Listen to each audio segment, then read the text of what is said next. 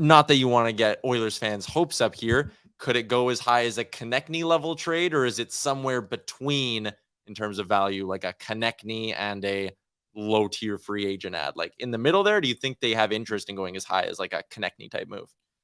I think there's interest. I think they're concerned about the cost and the significant price to pay to get him, and then to wedge, like, what's the residual cost after that in terms of the damage and carnage on their salary cap. Yeah, I like Konecny as a player.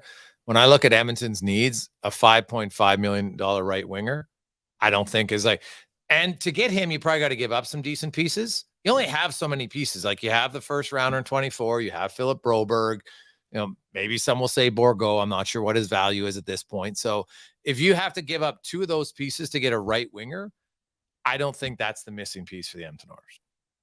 Yeah, the reason I know some people are itching, right? They're saying Pesce and Konecny as well, all of these big names.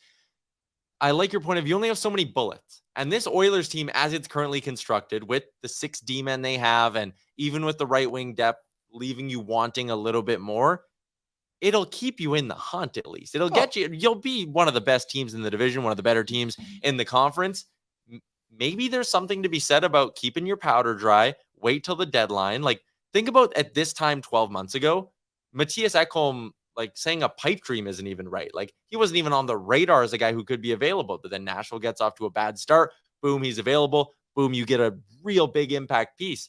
Maybe it's smarter for Holland to just kind of sit back and say, we're good enough as is. I have my bullets for the deadline. I could have even a little bit of cap space. I'll just do something then. I'll see what my needs are then. See how injuries break. All of that stuff.